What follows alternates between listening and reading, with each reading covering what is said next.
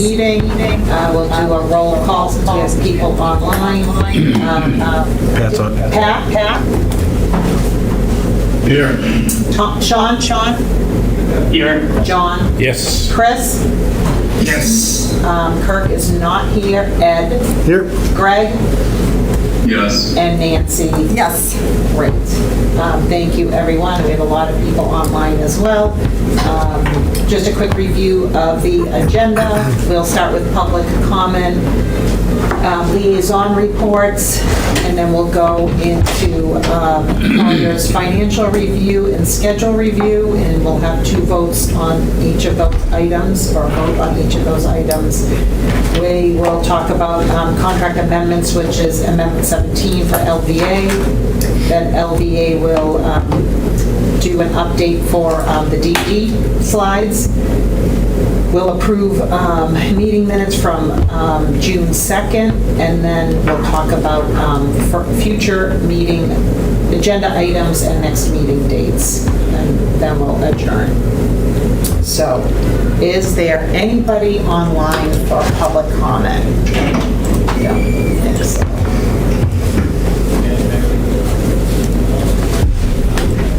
No, it doesn't look like we have any public comment online. So we will move ahead to liaison reports. Joe, do you want to give us an update on modulars? Sure. Everybody probably knows that the modulars are, the site work is going on at the Reading Memorial High School right now. Utilities, except for the electric, have been tied, all brought up into the area where the modulars are going to sit. They're going to be pouring the sonotubes in the next 2 days over there, and the plan is to have, and over at the Killam, all the decks have been removed from the modulars, and they've started the process of separating them, which will be the last thing they do when the modulars are moved over here next Wednesday to the high school. We've met with RMLD. RMLD has a pathway to get in there to get power to the mods. So it's moving along quickly. We're expecting it to be substantially complete by the 26th or the 27th of August, and ready for the start of the school year. We're on budget right now, so we're in good shape. Great. It looks good. I walked by to see. Thank you. Anybody else have a liaison report? I can give an update on the geothermal test well. Perfect. So, the well driller is still waiting for, he's had a problem procuring the loop that will be installed inside once they drill the well. So he has ordered it from a new supplier and is expecting to receive that in the next 2 weeks. So drilling would be at the soonest in 2 weeks, but probably more like 3 weeks. And I know that you all need to know to notify butters and unlock the gate and stuff like that. So we'll give you as much notice as we can. Great. It's the actual pipe you can't get? Like the tubing that goes through? Yeah. Okay. Well, it's standard tubing, but the bend at the bottom is always a Very special bench. special bend at the bottom. What's it made out of? Gold. No, it's not plastic, but it's it's a custom thingy. Jenny, you said possibly in 3 weeks, Yeah, and that's just the one test well closest to Sawtell. correct. Do we anticipate any drilling or construction happening after August 18th, like between then and the beginning of the school year? No. Okay, thank you. Would we potentially have, I don't know if we're going to do any more subsurface testing? No, Borings, test pits, we're done with that? To my knowledge, we're done with that.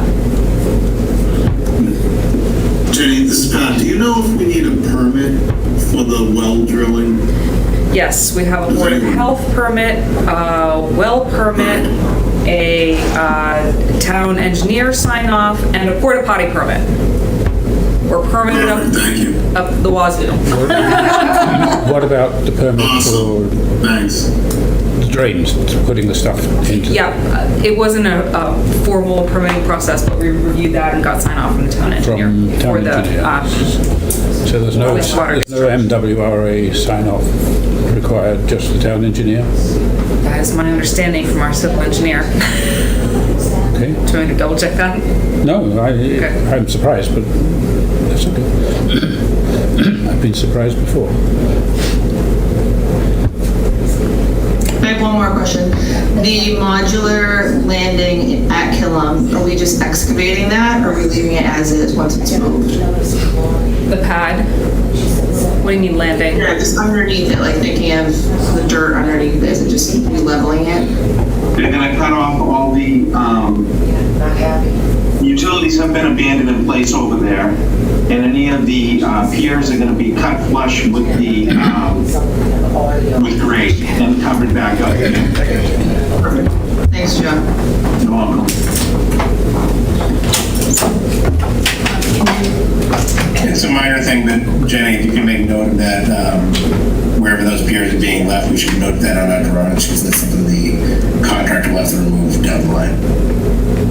Sure. I was going to say the same thing about abandoned utilities, any water, sewer, power running out there.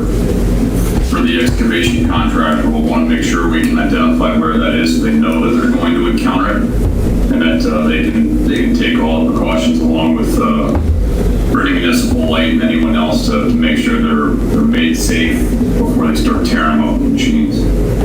Yeah, we had RMLD come in and pull the power back. It comes off of the building, and what's coming in off of Charles Street is the water in the sewer, but I can get you the plans so that you can see how it was. I can send the as-built over to you, Jenny, so you'll be able to see where the piers are and everything. Perfect. Thank you. I'll give a quick update on, we did have a communications meeting, and I want to say we have another one scheduled, but we are planning to do a butter meeting over the summer, and then we're going to do a community meeting in, I don't know if we've actually set a date yet, in the fall, when people get back, just because Lindsay's been getting a lot of questions from parents and things like that, so we want to give them a little bit of information. I actually had some neighbors stop over this week, which was nice because it was just me and them talking at Killam. And I think that they're in a great headspace just looking for information on like what's to come and the timeline piece of it. Great. Good. Awesome. We had a meeting of the sustainability group. You want to say something about that, or? Yes, I suppose I should. So we reviewed the energy conservation measures that we're planning to implement. Had some discussion on those. Do you have anything else? Oh, yes, I mean, I have some comments on what was discussed. We were presented with a diagram pretending to be an energy assessment of the kitchen, which, just a casual look at it, showed that it was complete nonsense. It showed the maximum energy use of the kitchen in the evening hours, when the kitchen closes down in the middle of the afternoon. We pointed that out to the company that submitted it, and they recognized how foolish it was. But that raises an issue, if we can't trust a very simple thing like that, how do we trust the rest of the information that's coming to us? It raises in my mind a broader question about quality management and what systems are in place to ensure that we have quality management on the job for the design process. I'm not an expert on quality management, but I did write a quality control manual for an engineering company a few years ago, so I know something about it. And I also spent the last part of my career as a forensic engineer, so I've seen more building failures than you have had hot dinners in the past 2 months. So I'm a little sensitive to the fact that sometimes things go wrong on designs, and you don't know until the stuff is built and it starts to collapse. The last job I did, it was a $100 million building, and it was literally collapsing. It was in Florida, and we had the investigation, and we found errors all over the building. There were $15 million worth of repairs, hard costs. There were lots of soft costs, with delays and arguing and lawyers and stuff like that. So my basic question to the design team is, what is the quality management system for the principal players, architect, structural engineer, MEP, maybe civil? Is there a formal quality control procedure in place in the offices?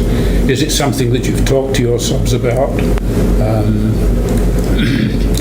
Do you comply with ANSI 9001, which is the standard for quality monitoring in design offices? I don't want to make this a huge thing, but I'm sensitized to it because I used to investigate buildings, and there are more failures in buildings than are ever published because people keep them under wraps. We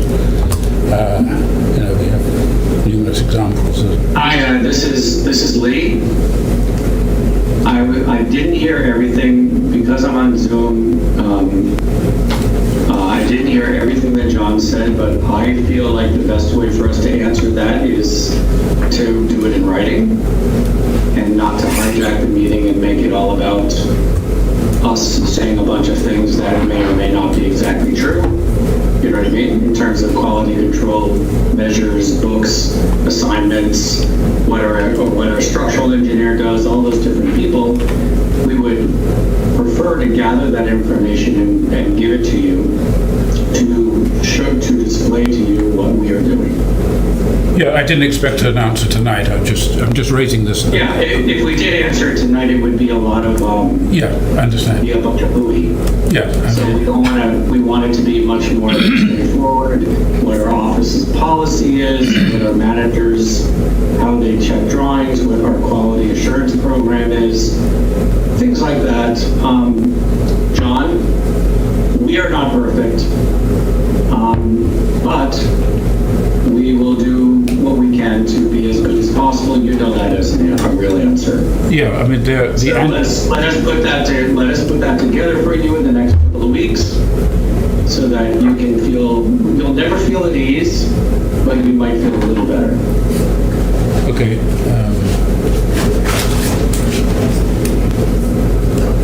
We have, I can just say that, and that's a fair question. Thank you for bringing it up. I know that we have had a ton of meetings, and we have kind of worked on our process of getting information and trying to review it, because the meetings can be overwhelming just about taking information in. And I think that's part of why now we're having OPM sit in on as many meetings as possible to help us as well.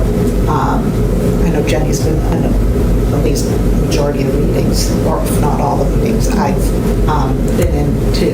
But those are fair and valid questions. We're at breakneck speed, and how do we make sure we're doing the right things? Yes. And making sure we're just not shoving things through that people that's the problem. We are on an accelerated schedule, and the old procurement thing is that you can have quality, speed, or low cost. You choose 2 of 3. We're trying to get 3 of 3, and sometimes it doesn't work. Some corners are cut. So I'm very sensitive to this issue because of my background, but it's a real issue sometimes. And this is where I feel like we're ahead of the game in terms of the types of people we have on the permanent building committee, and the type of talent we have on the committee as a whole as well. So, Okay, good. great, thank you. Thank you, Lee. Anybody else for a liaison report? Good. Okay. We'll move on to Collier's financial review. Yeah, I'll see if I can share.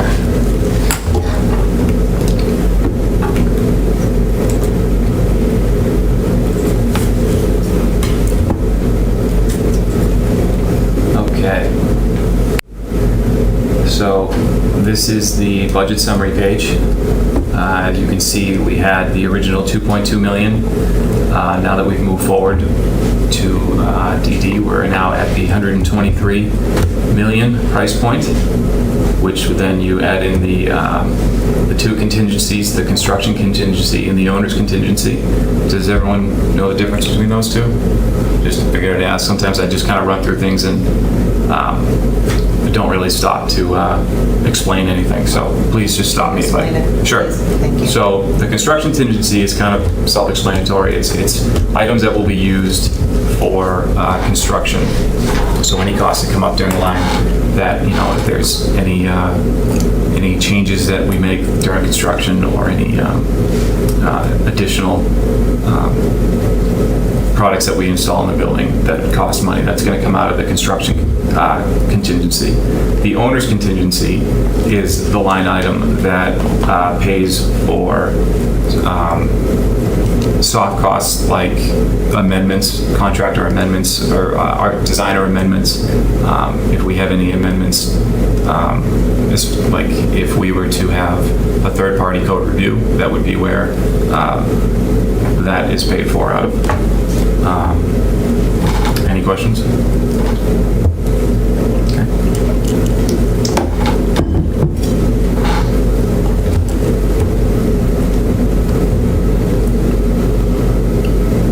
So this is the project budget adjustment page.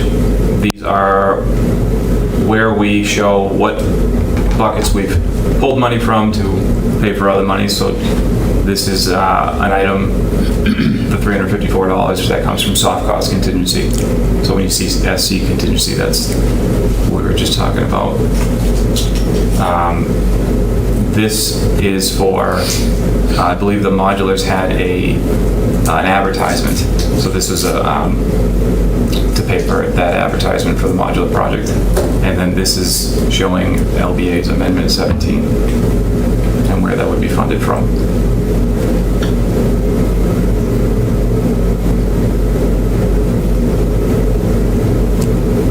So this is our committed costs.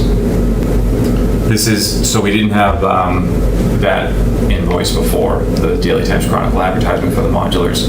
So we've added that to our committed costs. And now we also have LBA's Amendment 17 added to the committed costs. I think I've explained before that if there's no date, that's the stuff that we are reviewing in the current meeting, and everything grayed out with the date are items that have already been processed and approved in prior meetings. This is our expenditures, our invoices. This shows, I believe, 2 Collier's invoicing. So these are broken down by the MSBA cost codes to show what different buckets they're funded out of. We have our 2 invoices, this item here and this item down below. We have the Daily Times Chronicle invoice, and then we have the Guynep Architect invoicing, which is the architect for the modular project. And last but not least, we have LDA's invoicing in here as well.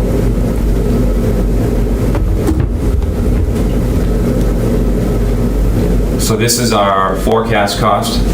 I know we've had a couple of discussions about the church parking lot and the duration that we're going to use it for. I think we talked about potentially using it for construction. So I believe this value was calculated for the duration of construction. All phases. Sorry. This is, So Justin, maybe just on that last one there, we don't have an actual commitment to go there yet, but we know there's a potential risk there, if you will, potential cost. Yep. That's why we're showing it on the forecast tab, and that's what we'll do as we move forward. If we have things that are not finalized, but we have project potential, we're gonna identify them here. Again, identify the risk early so that we all know what's coming down the line. But we don't have to action on that at all, right? Just because it's forecasted? That's exactly right. No action right now, but this is just, if people have questions, well, what is that for? It's because we're looking to rent the parking out during the construction so that we can have staff parking there, for example.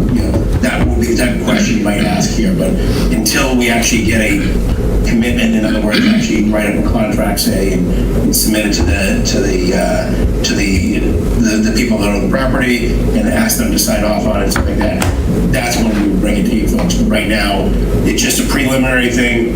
We expect we're probably going to do this, but we haven't done it yet, and we're not ready to do it yet. But again, just putting it in the forecast there. now, who would be parking there, Mike? The staff. There'll be staff parking.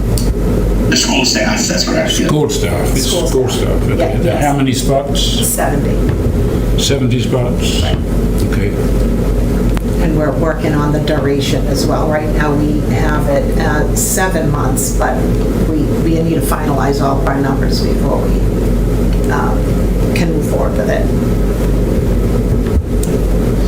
Okay, it sounds too little to me. The value seems too low? Or the... I think, that's a bargain. There we are. Thank you, John. Moving along. If I was a member of the church, I'd scream. Well, yeah, Oh, okay. yeah. Yeah. Wish with the tunnel there, hopefully no one caught that. Come on. $10 a month for paints. It's per hour down in Boston. So anyways, we have our updated cash flow. This will rise and fall as we progress with the project. Right now, we're showing an estimated encumbrance of 2.9, but we have an actual encumbrance of 1.8. I believe moving forward in the invoicing for next month will probably be a lot higher with the DD drawing set coming. So I think we'll be right back into that amount, that value.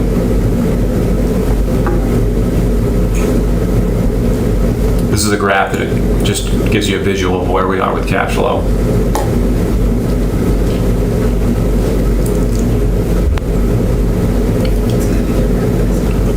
And that's it for the financials. So, I'm new here still. I feel like I'm new here, but this is my second SBC. Do we want to review each invoice? So we're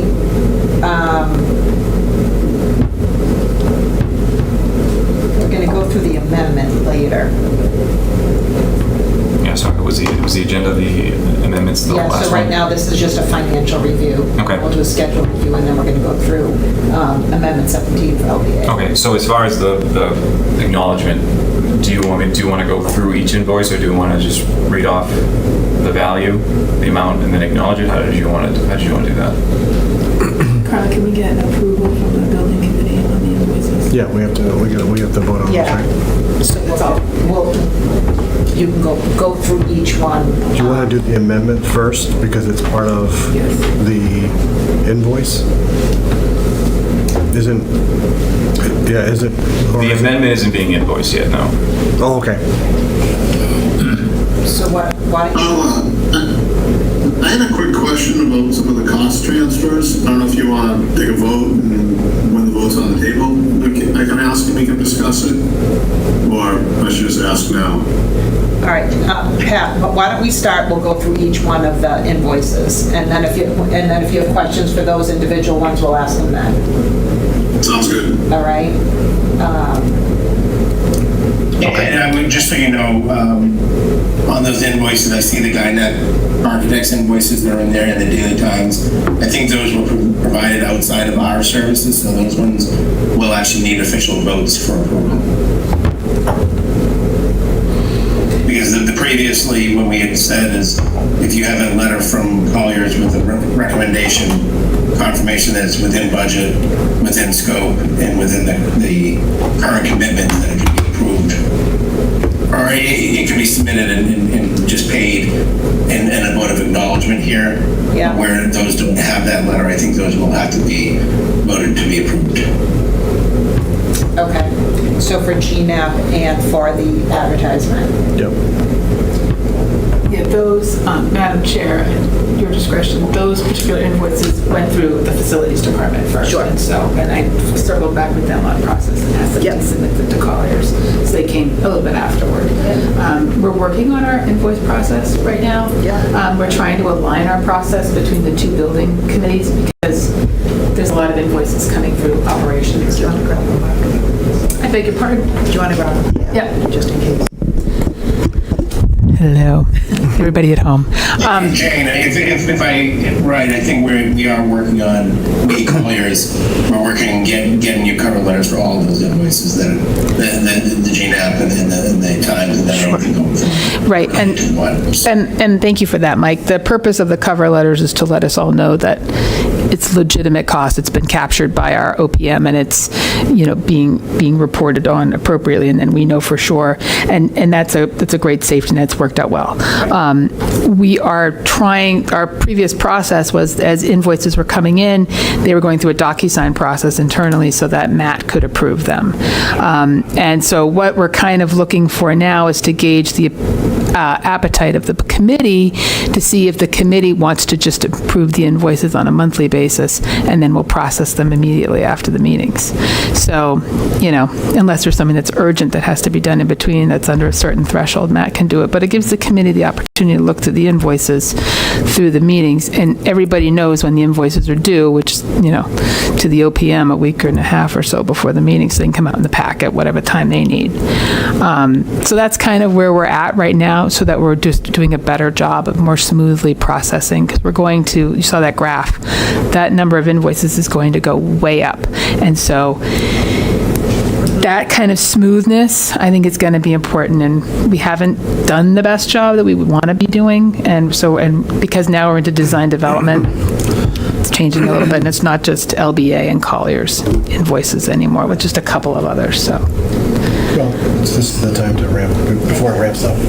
That's my sense, and I wanted to kind of get ahead of it. So my sense is, and I don't want to slow down the process, and I understand like the previous process was if we are doing them, intermittently, Matt approves them through a DocuSign process, but it's a little bit of high touch internally. And I think this may be a little bit more smooth, but I'm not in charge. So, what's the feeling of the committee is my preference. So. I put a lot of onus on your group because you guys are the ones that do it. And knowing when the meetings are, to kind of line them up and have them approved and continue on if it's not holding any payment up, so to speak, right? It's every few weeks. I think that is a great... Well, and we're back on a regular meeting cadence, as you said. So I think that's the key. We do go back and forth with the OPM like this, where's this invoice at? We check on that and so forth. But I think we've kind of massaged the process internally a little bit. But this way, the board votes on basically every invoice. So it's not just an authorization or an acknowledgement, it's a vote. And then that vote goes in the minutes. And so you can track every vote back to every invoice payment and every number. Do you know what I mean? Mm-hmm. So there's a piece of that I kind of like. Me too. So that's kind of where I'm at, but, That's fair. this is where we're going. That's good. As long as it doesn't hold anything up and it makes the process smoother and we have records for it, I think those are all... If it does hold things up where it's making things unsmooth, we'll bring it back. Yeah, absolutely. Okay.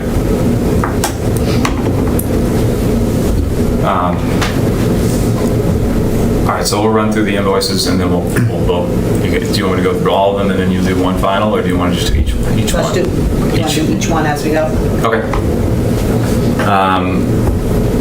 This invoice is for Colliers for the time period of June, from June 1st to June 30th, for $22,776.25. This was for preparing and attending personal building committee meetings, preparing agendas for XLT meetings, attending communications group meetings, design meetings, reviewing architect invoice, and reviewing architect amendment 17. What's that invoice number? 931 is the last three digits. Yes. On the spreadsheet, it's 75 cents, just to be nitpicky. You get 25 cents there, but it's, and I would only know that because I wrote it down, but in that, it's on page 17, but the one with your graph has it as 22,776.75 cents. Oh, 75 cents instead of 25 cents? Yeah, you have 25 cents in that invoice, but it says 75 cents in that last,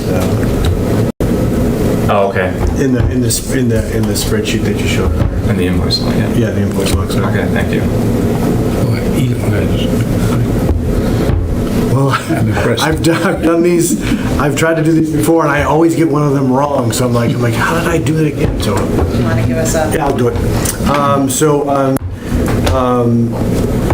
this is just acknowledge, we're not authorizing, so acknowledge Collier's invoice 1068931, dated 7/3/25, in the amount of $22,776.25. Is there a second? Second. Seconded by John. Okay. Any further discussion?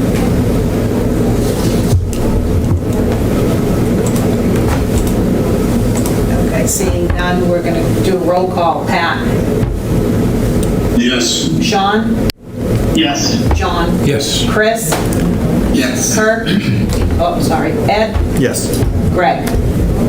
Yes. Nancy? Yes. And Carla, yes, and the motion passes. Okay, next one. Okay, next invoice is also for Colliers for the time period of May 1st to May 31st for $40,122. Same items: prepare and attend building committee meetings, attend school committee meetings, attend and prepare agendas, attend communication group meetings, review architect invoice, attend select board meeting, and coordinate PSBA document execution with the town in the MSBA. I got it.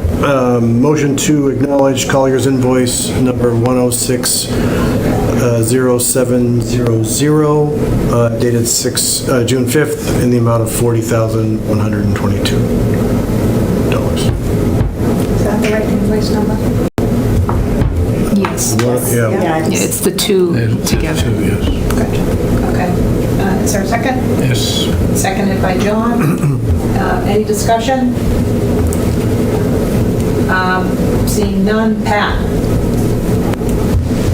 Yes. Sean? Yes. John? Yes. Chris? Yes. Ed? Yes. Greg? Yes. Nancy? Yes. And Carla, yes, and that motion passes. Thank you. All right, next invoice is for LBA. Can I still see that? I just got a weird thing. This is for services for May, for design development and other project cost continuation of services, and the total value is for $546,875. Okay. Motion to approve LBA invoice number 22035, dated June 10th. That should be 2025. 2025 in the spreadsheet, in the amount of $546,875. Second? Should be 61025. Thank you. Second. and seconded by Nancy. Any discussion? Are we approval or are we just acknowledging that one? I said, well, I thought it was only the Colliers ones we had to acknowledge, Mike, but if it's, I said, that's why I changed it to authorize, but if that's wrong, then it should be so moved to be acknowledged. I think anything from LBA and Colliers that has a cover sheet, we were thinking acknowledge. Again, the committee, if they want to approve all of them, we can absolutely do that. I can reword it, that's fine. I think Yep, approve is good. approve is, Approve is good. Because otherwise we have to get Matt to sign off on it. okay. So yeah. So I said approve. You did say. Yep. I did say approve. You did, yes. Okay. Any discussion? Seeing none.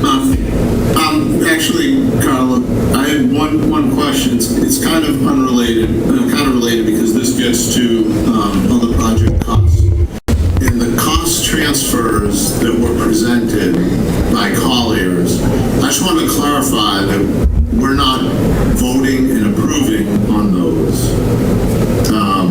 We're just approving the specific invoices. And we're not approving any amendments. Sort of an open statement. I'm assuming we're not approving the cost transfers to the budget changes, and sort of an open-ended question: should we be? Do we need to approve the budget changes that they're proposing? It's a little off topic, but this is another project costs, and we have cost transfers to and from other project costs, which is why I'm asking. That's a great question. As far as I understand, I don't believe there needs to be a vote on a budget transfer. So if I can jump in there, Please just, do. I think what's happening here is typically we have commitments, and when we make the commitment, if a budget transfer is needed, the vote for the commitment covers that budget transfer as well. So just, I don't know if you can flip back to that budget transfer sheet for a second. Sure. What page is that? So, I don't know, I have a different, I have the document separated. It's that page right there. You can just scroll down and then zoom in on the lower section there in the white. So, It's 15 on the, for example, those last 6 lines there, you see on the right, they all related to LBA Amendment 17. So when we vote for Amendment 17 tonight, we would be authorizing Amendment 17 and basically the budget changes associated with that, so that we can coordinate the budget for that Amendment 17. Just to talk, I believe Pat's question was with the No, I think Mike's right on with Oh, okay. the question. Okay, I don't think anyone that was voting, I know I certainly didn't think I was approving the budget transfers as opposed to just approving an invoice. So you're not doing that on an invoice, Pat. That's when we're making a commitment. So in other words, if we're executing a change order or an amendment or a contract, if we have to make a budget adjustment at that time, that's when we're going to make it. It's not like, we're never going to make it a budget adjustment tied to an invoice. It's always going to be when we make a new commitment. Okay. So once we've made that commitment, the budget is already established at that point. The budget is there at that point. And now we can then invoice potentially against that commitment that has already had budget associated with it. So what you're saying is there'll always be an amendment that we vote on that corresponds to the budget cost transfers. 100%. So let me just be clear though. If we have money in the budget line already, we could theoretically have an amendment with no budget adjustment because we already had money in there, for example. But we will never, so we can have an amendment without a budget adjustment, but we'll never have a budget adjustment without an amendment. And if we have an amendment. So I'm getting ahead of myself. Yeah. it's a great question because what I just said, it counts for all the other ones. I do think we're gonna have a little bit of cleaning up. We're working on getting the contracts and the invoices and everything squared away with the modulars. The $354 there for the reallocation, I don't know that we have that ready to go for you guys yet tonight. We probably should have held that off on here, but we started in a MSBA pro-pay submission, so that's how we found it, and now we're working to clean that up a little bit. But where it was $300, I wasn't too worried about that one for tonight, but we will be coming back to you at a later date with a commitment for that. Like the move traffic studies to A&E bidding negotiations, $59,000. We're going to be voting on an amendment that ties to that. Exactly. Okay. Exactly. I'm getting ahead of myself. Apologies. No, that was a great question. Where do we stand with LBA's invoice that got approved? Do we have to vote on it now? Okay. I'm done interrupting the process as well. All right, Pat, can you vote? Yes. Thank you. Sean? Yes. John? Yes. Chris? Yes. Ed? Yes. Greg? Yes. Nancy? Yes. And Carla, yes. Thank you. Okay, so that's the invoicing. Now we're gonna move on to LBA's amendment. So do we have to do, so we don't have to do anything for GNAP and the Daily Times Chronicle ones that are in here? So those would be an acknowledgement because they were already processed. No, those can't be an acknowledgement. Those have to be voted on because those were not submitted with the cover sheet from us. Right. So let's vote to approve. Okay. Motion to approve, I'll do the Daily Times Chronicle one first. Motion to approve the Daily Times Chronicle invoice number 250309 dated March 26th in the amount of $354. Second? Second. Seconded by Nancy. Any discussion? Seeing none. Pat? Yes. Sean? Yes. John? Yes. Chris? Yes. Ed? Yes. Greg? Yes. Nancy? Yes. And Carla, yes, and that motion passes. Thank you. Okay, motion to approve GNAP Architects invoice numbers 68229-1-2-3-4-R1 dated,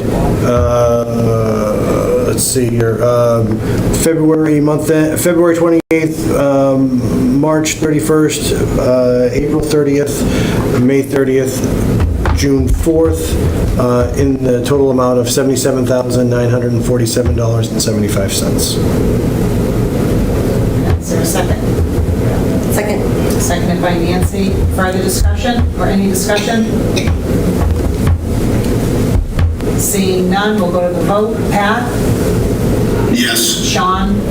Yes. John? Yes. Chris? Yep. Yes. Ed? Yes. Greg? Yes. Nancy? Yes. And Carla, yes, and that motion passes. Okay. Do you want to review the schedule? Let's do the schedule first and then we'll do Then we'll do the amendment. Okay. Okay. Here's where we are currently.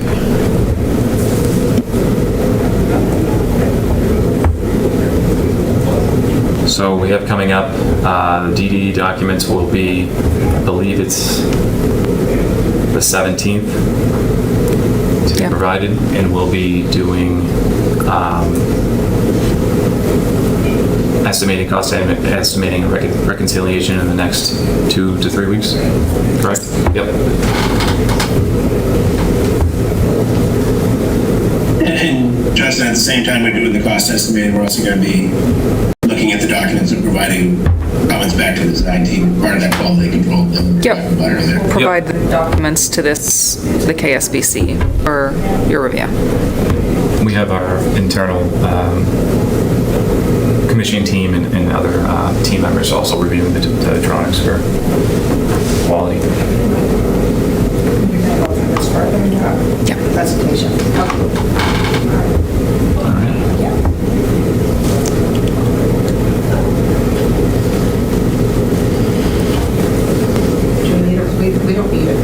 we don't need a vote on that, right? A vote on the schedule? Yeah.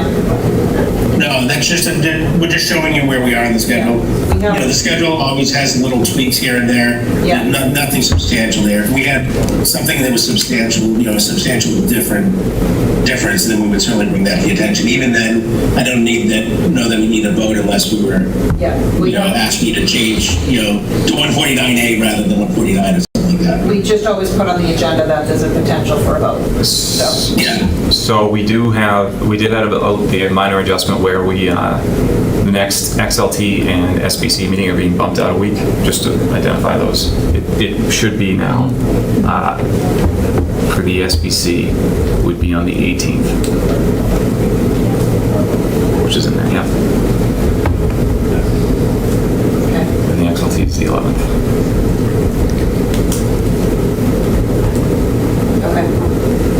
Okay, we'll move on to LBA's amendment number 17. So this amendment captures off-site improvements. Jenny, do you want to explain this? This is the first item, this $28,000 credit. That's the line item or existing amount left over for traffic studies, correct? That you're That's right. applying to this value. That's right. From amendment number 2 is the traffic study for the previous phase. They didn't use all of that fee, so we're deducting it here. So fundamentally, Jenny, if money is not spent on a particular phase, what happens to it? So for additional services, and Mike, well, you can correct me if I'm saying something wrong here, additional services are all on a time and materials basis. So if there's an additional service category where not all the fee is spent, like happened here with the traffic, then you get that money back in some form or fashion. That's my understanding. Is that correct, Mike? I don't believe so. I think typically the architect's fees are a lump sum fee. The basic services are a lump sum fee. This was sort of the ad service typically, unless there's something like, if we're doing a monitoring during asbestos abatement, which is an hourly type item, we might do that on a T&M basis, but typically most of these services are done on a lump sum. I think what happened here though was we got to a point with the traffic study and we were holding off until we went to this next phase. So I think you didn't spend it all initially, so that you're spending that now as part of this final package. That is the truth, Jenny. Okay, I'm corrected. Well, there's an important principle involved here as to, you know, what happens to money which is unspent should return to the town. It's not So, John, the architect's contracts, unless we specifically identify it as a time and materials item, is a lump sum basis. So, is it a lump sum basis for the total project or lump sums for individual phases of that project? And does that apply to all it's for the subcontractors? total project. The only thing that would be broken out by phases is the designer's basic services, because they're literally broken out by DD, SD, CD, construction phase, closeout phase. Those are broken into phases. But again, those are lump sum per phase, but everything else is for the total of the project. So we had two different commitments with LBA. One was during feasibility and scope, and now the second lump sum for basically DD till the end of the project. And that's a lump sum cost. Collier's is time and materials or more. But we do have two commitments with them as well.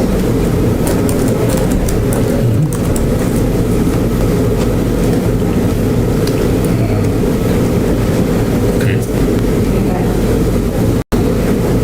Not really.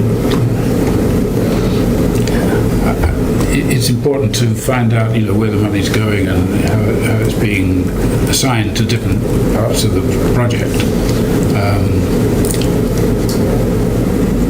It's not, as far as I can see, it's not free money that can be switched around from one person to another just because the lump sum says that, as far as I know.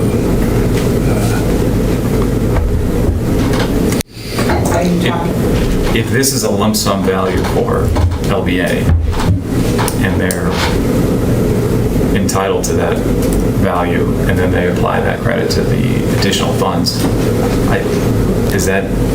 Well, let's put it this way. Take the traffic study for a start. Yeah. If they didn't spend all of their money, did we get all of their service?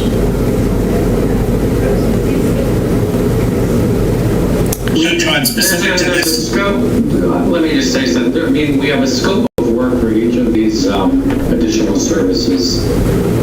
When you have when we have this piece of the traffic work here, we have a proposal that we get from the traffic consultant. For an additional service, we share that with you. It has the scope of work. They have very specific things they do, and they give us a fee. For most of these additional services, all we charge is the standard administrative percentage on top of it, because they're doing most of that work and we're doing administrative and management. So you're getting exactly what you pay for with each of these. Each of these additional services proposals is reviewed by Mike Carroll and his team to see if it fits what they feel is the proper amount of money, and we negotiate with these people who we work with as well to make sure that it's a good deal. And so that's why each of these is a very specific amount of money. $50,160 is the exact amount of money that they felt like they needed to be paid, and with our fee on top of that. So there's no money left over from this. In the very beginning, when we did some traffic work, the traffic consultant hadn't spent some money in-house, and they volunteered to give some of that money back in order to help you do some of the off-site work, because they had overemphasized or over-guessed their fee for that feasibility, which was let us clear. But from now on, every single item is pretty much an exact amount of work that is looked at and understood. And that's kind of how it works for these additional services. We don't choose any of them. We don't do any of them unless Mike and his team has thoroughly vetted it. And Lee, if I can just add a little bit, maybe just to clarify, maybe to answer John's question. His question was, did we get all the services that we paid for initially? I would say technically we did not. We purposely deferred some of those. And what you did is you said, you got a proposal here, and you got a proposal that included some of the scope that we already owned, and you guys discounted it by the $28,000, which was what we already owned. So they gave us a new proposal here, but it's overlapping scope from what we owned originally to what we own now, and so that's why we're offsetting it. So They didn't do it. They didn't do it earlier. The intent was always to do it later, but when they were doing it later, they gave you a proposal including what they already owned, basically. So that's why we're crediting it back. So to John's question, did we get everything we want earlier? No, we know we did it, and that's why we're crediting it back here now. So we're doing that due diligence to make sure we're not double dipping in charging you twice for something that you only should own once. Okay. I hope that clarifies. We are not taking money from one consultant, sub-consultant, and putting it in the pot of another consultant. No. We're not doing... That's the same consultant, same Okay, consultant. We would never do that. That would never happen, in other words. I have seen it happen on jobs, but this is not going to happen on this job, right? The only way it would happen is if we came to you and asked you for permission to do Okay. that. That's right. through an amendment. Okay.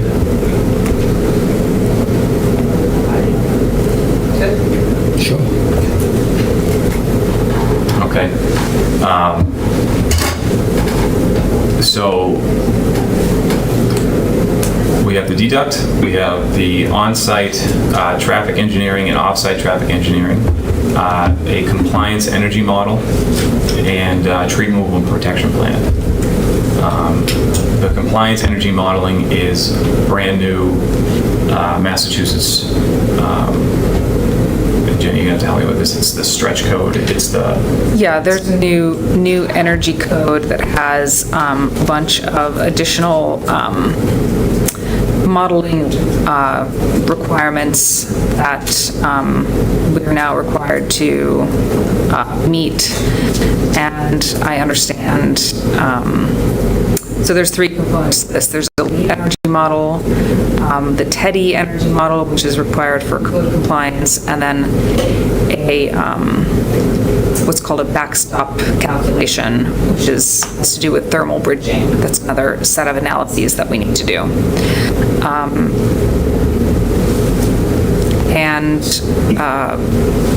Yeah, these are new code requirements, and we understand that the industry standard has been to view these as an initial service. Yeah, and then just when we call it additional services, just so everybody, I know I've said it a few times, but I'll probably say it a few more. It's additional over the MSBA definition of basic services. So it doesn't mean it's unexpected. It doesn't mean it's, like people often ask when you have ad services, well, why didn't you think of this before? Why didn't you know? We did know that things were coming. We did project for these. And, we don't always project perfectly, but we try to do the best we can with that. And just when you hear the word additional services, don't think it's because we missed something. It's because we have basic services, which is defined in the MSBA contract, and then we have what they call additional services, which again is just a term that which is also defined in the contract. Thank you, Mike.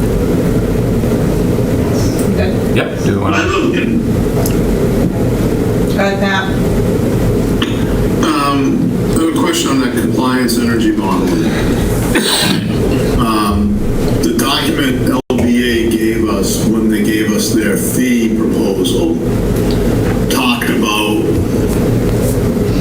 how much their fee was, and some of the points they brought up contributing to the amount of their fee was MSBA requirements are getting more complex, yada, yada, yada. Current requirements to meet stretch code, which now require advanced thermal bridging analysis and detailing, plus meeting the opt-in code. So when we talked about and negotiated their lump sum fee, that was one of 3 points LDA brought up as to why their fee was what it was. So why isn't that included in the basic services? When was that conversation? Because this is So 2025. I won't speak for Lee, but I think what I would suggest there, Pat, is that the modeling is still outside the basic services. The modeling is what they're asking for the additional service here. Once that modeling is done, the design then has to be, then they have to make sure the design meets the requirements. All the designing part is over to base services. It's the modeling itself that's not. The letter he sent us, I don't know if you looked at item 4B of the letter that LBA sent us, describing their fee, their lump sum fee. I don't know if you read that, Mike. But it says, which now require advanced thermal bridging analysis and detailing.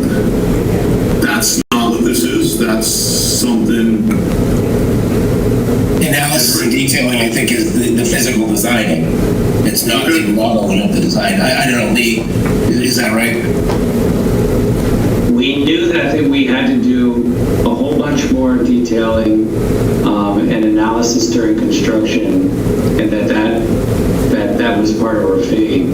The modeling part kind of is we had never done this advanced modeling with our energy consultant before, And it turns out, and I'm not sure if we had any way of knowing how much this would have cost, that it cost a large sum for them to do the computer modeling to tell us what we had to do. I don't know how else to put it other than Mike is essentially right. We're not trying to like mess with you here. We didn't know how much, since we had done it, we'd never done it before, since it was brand new, this advanced modeling. We actually didn't know how much it cost to do this part of it. So I agree with you. I agree with you about how we recognized it and we added money for our own oversight, our own detailing and all of that. But it turns out that in order to prove to the that we met the stretch code, they have to do this modeling to prove it. I believe it's over the top, but it's clearly necessary now, today. That's the best I can explain it, other than it wasn't the intent of the words that I wrote, and Mike parsed them well enough, but it's not his job to defend us or anything. It's just, it's the intent of what these costs are. Energy modeling is usually a separate component because it's done by someone else, and even the MSBA recognizes energy modeling as an additional service. That's the best way I can put it. Okay, so it sounds like what you were expressing as I read this was you were anticipating the residual of what's going to come out of this modeling that's going to cause you extra detailing, etc. Yeah, extra work. I admit, Pat, I admit that I didn't understand, since we hadn't done this level of modeling before, because it was new. I admit to you in public here that I didn't know how extensive it would be on their side until they explained it to us. And I guess it's a lot of work for them. Just another one of those things where they keep upping they keep upping the game, so somebody has to end up paying for that game being upped. Sorry about I'm sorry it's not as clear as I wish it was. Thank you, Lee. Any other questions or discussion? Do we have a motion? I haven't done one yet. Okay. Motion to approve Amendment 17 for LBA, dated June 17, 2025. $165,560. We already approved the, is it? That's the value of the amendment. That's the value of the amendment? Okay. Second? Second. Seconded by Nancy. Any further discussion? I had it. Yes, I do, sorry. One quick question. On the cost transfers, to fund this amendment, we're taking money out of closeout and bidding negotiations.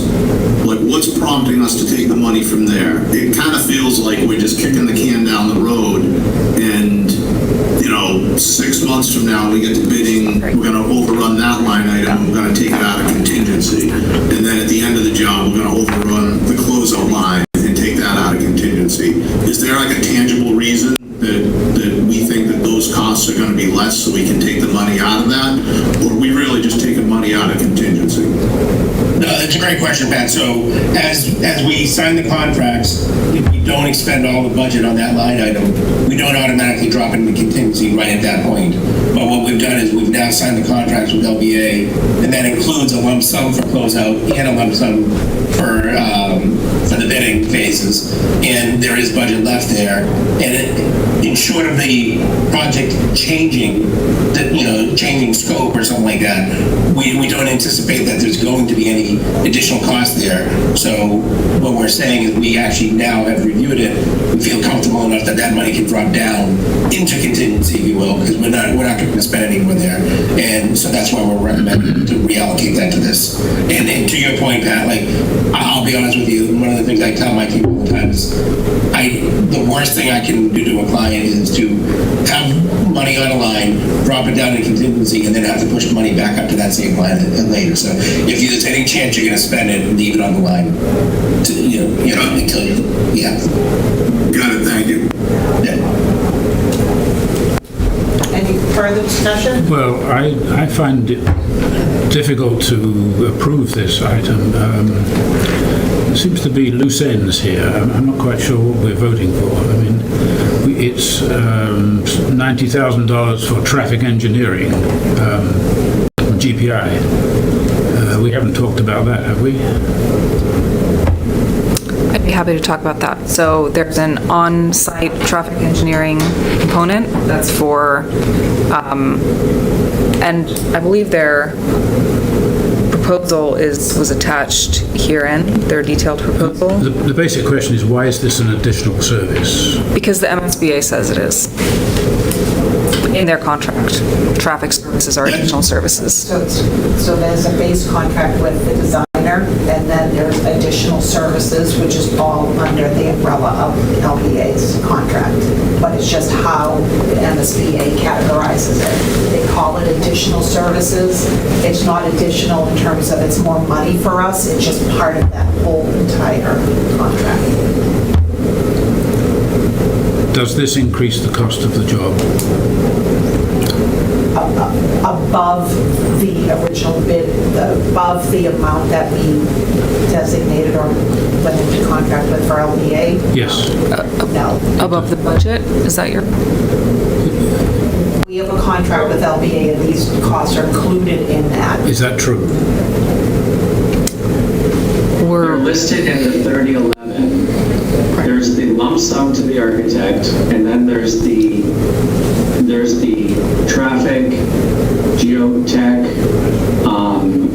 testing, those and modeling, those kinds of services that the MSBA lists separately when you look at that sheet as being additional services, and there were allowances placed in there by your OPM for those additional services, since you never know exactly about how much they're going to be, to account for them. These all fit within it, except for the traffic engineering off-site. Off-site meant that traffic engineering off-site, which is that one category, is for services done to the street, off the property, to street and local streets and things like that are not carried within the budget of the project. Mike can talk to that, but everything else fits within the allowance that was established earlier on. And if it exceeds that allowance by a little bit, or is a little bit under it, you can check that and Mike will track that for you. That's how it works. So most additional services are not like, oh, the architect needs more money for something. It's almost always, well, these are things that are now being specified more succinctly and getting real proposals for them to continue on, and are no longer allowances but are exact amounts of money. Justin, I don't know if it makes sense. If you still have the total budget open, if you might want to flip back to that tab just for a second, just to drive that whole. If we look, if you zoom in on section 30, architect and engineering, So if we look here, we have design development, oh, you're right there. Sorry. Right there. So starting at 30, first line is design development. We have a budget of, initial budget of 2.2 million. We've now deducted 300,000 from that. And the current budget is 1.8 million. That ties up to the LBA contract value for that. And from design development through, on this list, through other basic services, those are all items that, as defined by the MSBA, are basic services. Everything from geotechnical, geoenvironmental engineer, all the way through through other reimbursable costs, through printing over the minimum. Those are what we're calling add additional services. So there, if you look, there's a budget for every single one of them. I'm not going to guarantee that we nailed the budget exactly right on every one of them, but there is a budget defined for every one of those. They're expected services. They're not unknown services. They're not unanticipated services. So that's what I said a few minutes ago. I said, don't let the word additional services make you think these were missed or forgotten or something unanticipated. Almost every one of these is always anticipated to some degree. We just don't always get the exact number right.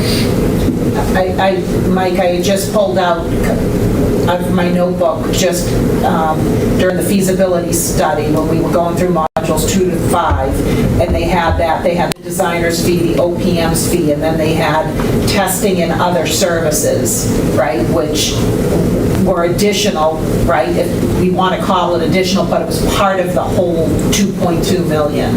And it's the same, exactly right. It's the same concept as here, as it's just how the MSBA kind of parses it out. But it's not, it is not going above and beyond our budget currently. I want to take out that word additional.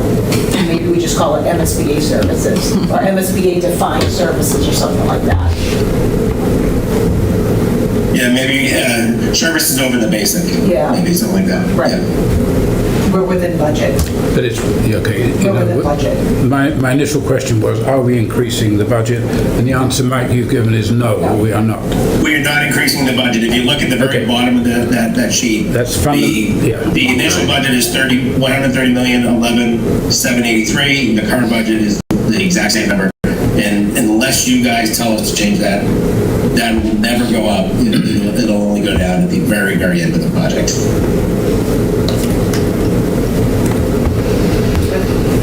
Any other questions or discussion? We're going to the vote then on Amendment 17. Pat? Yes. Sean? Yes. John? Yes. Chris? Yes. Ed? Yes. Greg?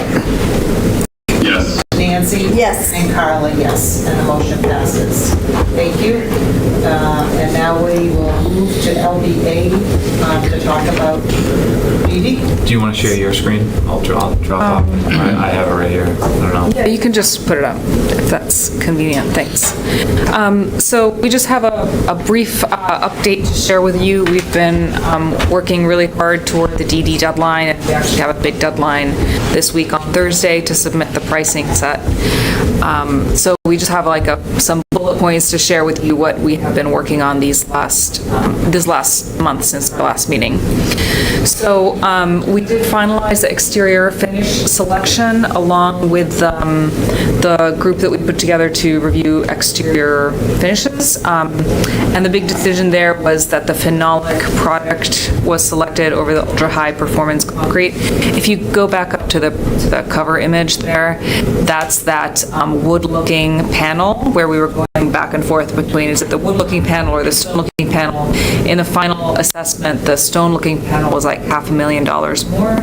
So aesthetically, they were kind of a toss-up, and with the cost, the higher cost, that group decided that the phenolic was the better choice for the project, and I think that's good approach.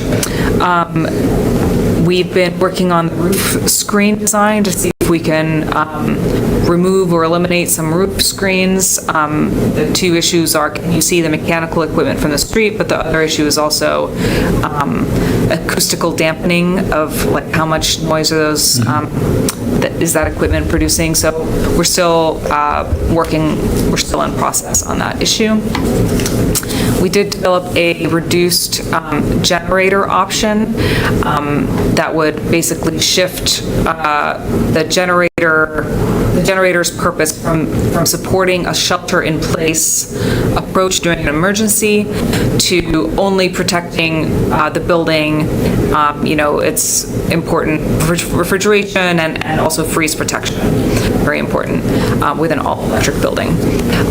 So we did develop that as an option, and I think we're going to come back to make a final decision on that during the DD costing exercise when we have a full picture of the costs. So part of, if I can interrupt, Yeah. so part of that was since the Center for Active Living and Killam both have this option in it, we asked the fire chief and others, can we take it out? And is that okay? So Matt is going to finalize that with his staff, but it looks like we may be going in that direction, so. So that's still in discussion. We haven't given you we haven't given you a final yet, but we will shortly. Okay, great. Just one thing to note as folks are discussing this option, we did pitch the ability to serve as an emergency shelter as one of those things that's of value to the whole town for this building. So just don't want to lose sight of that as we think about, which options to shave out for budget reasons. Right, and I think both projects, that was everybody's pitch, right? Because we weren't sure, that was before the bid, before the vote, what was going to happen. And since both projects passed, if only one project passed, then the emergency shelter would have been in that facility. But since both passed, at least I asked the question, do we need it in our school? And it is, it's a better option to have it in a non-school environment. So they were just, the fire chief and stuff, and Matt and others were discussing if it's, what the cost savings would be for us. So the assumption is that if it's shaved out of here, it's in the center rectal? Yes. Perfect, okay. Yeah. So just to be really clear, we're still carrying, just so you know, we're still carrying the shelter-in-place generator size option in the base bid. We still have it in there. It's already in there. This would be just a tiny savings in case the town decided that it was the right approach. And no matter what, we wanted even if it was reduced, we wanted the generator to do all the things to protect the building that it needs to do.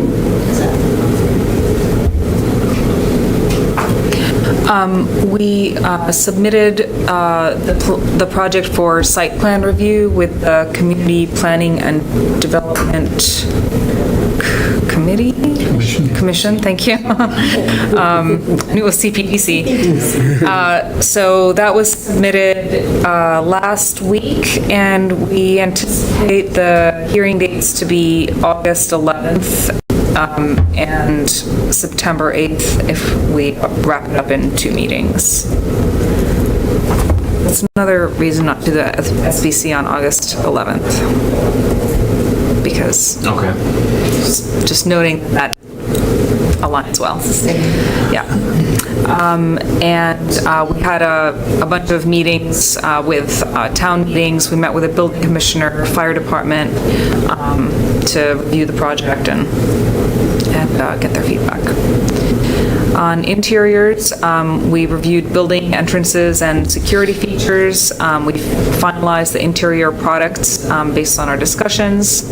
We met with teachers and facilities to review and refine room fit-outs, including the cafeteria and back of house, the loading dock. We started an initial selection of lighting fixtures and controls, and we've been coordinating MEP, structural, and technology between those disciplines at different firms. So looking ahead to the DD submission schedule, there's like a bit of back and forth here. So the geothermal wells, I know that drilling date is TBD. We will be submitting the DD cost estimate documents on Thursday, July 17th, and we'll also submit them to you. We'll send an email electronically for you to download those documents. We ask your comments back on August 7th. That's 3 weeks. That's also when we get the DD pricing back. Then in that, between August 7th and 18th, there's some cost reconciliation, value engineering process, and then August 18th, we'll have a SBC meeting to approve the DD submission, and then August 19th, we'll be actually submitting to the MSBA. So I think that's it. That's it for me.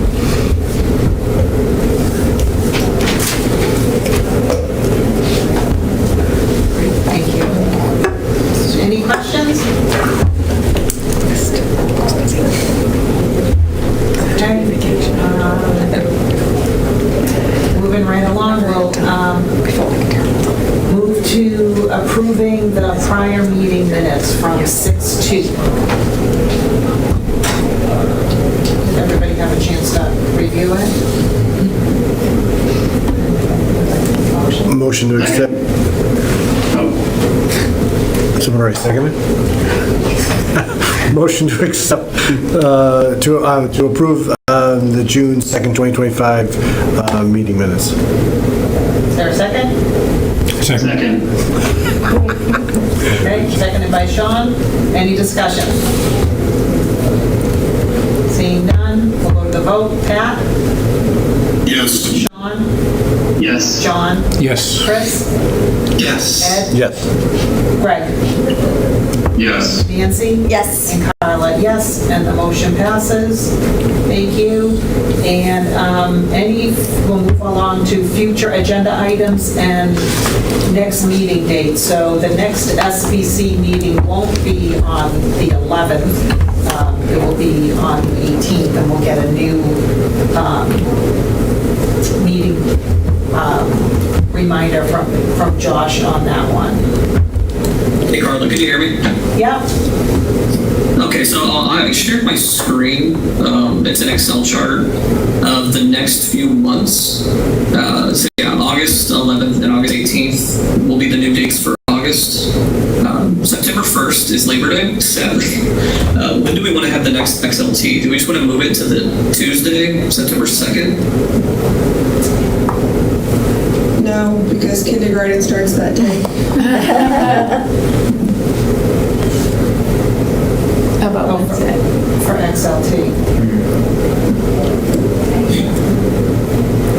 How about the 3rd? I'm fine with that. I just need 8 hours with them. Sounds good. And then on October, it's Columbus Day on the 13th. So my recommendation was just moving it to the Tuesday. There's no select board meeting that night. That select board meeting will meet the 21st of the next week. Is everyone okay with that? The 14th? Yes. Okay. And then the next one, town meeting is the first few weeks of November. It's the 10th, the 14th, and then the next week after that. If everyone's okay with meeting that Wednesday, the 12th, it's up to you guys. It's going to be a busy week, but up to you. So town meeting would be the 10th, the 13th, the 17th, and the 20th? Okay, 1 second. Yeah, I think that's right. Yeah. Yeah, the 10th, the 13th, the 17th, and 20th is town meeting. Yes. Okay, and we were going to meet on the 10th. And the 11th is a holiday. It's Veterans Day. Yep. How about the 17th? Nope, forget it.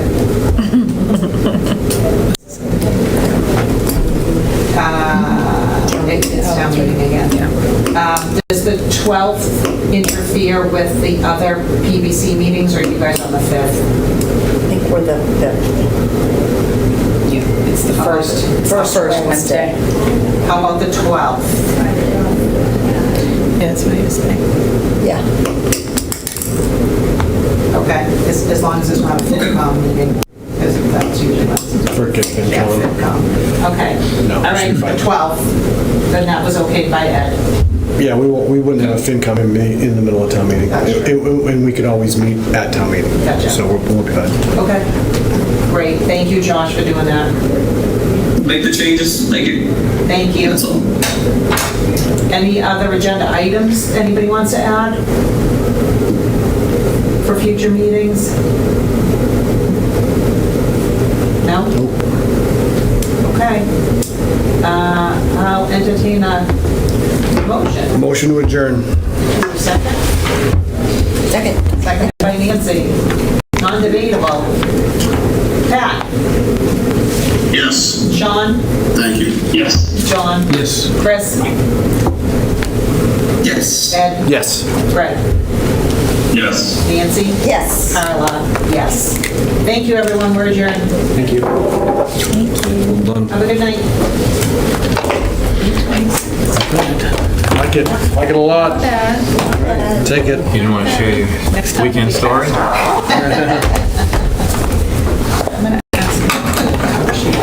Job was good. I was tired. Probably. Awesome, Carla. How was it? Was it awesome? Thinking of. Was it terrifying? No, it was too soon. Yes, is that if, so today, like, if someone were to, just looking at this month, if someone were to submit an invoice tomorrow, Was it freezing? then we No, I would was approve it, so or KSBC would nervous. approve it in a month. No, and I we was would in pay the it plane in a month. to the guy. No, The guy start the started same process the next strapped day. to.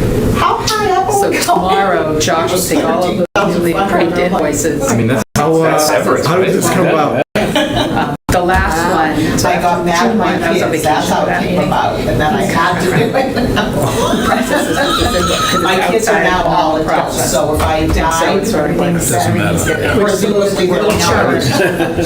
Yes, so. Did you practice for this ahead of time? Is it? You And Sherry Wait, did you do it in tandem? You did it in tandem? Oh, yes. Okay, Yeah, no, there's somebody, his name was Justin, and you are completely like tied to him. Wow. Yeah. Did they explain though if he passed out which cord to pull? Oh, yeah, that's a good point.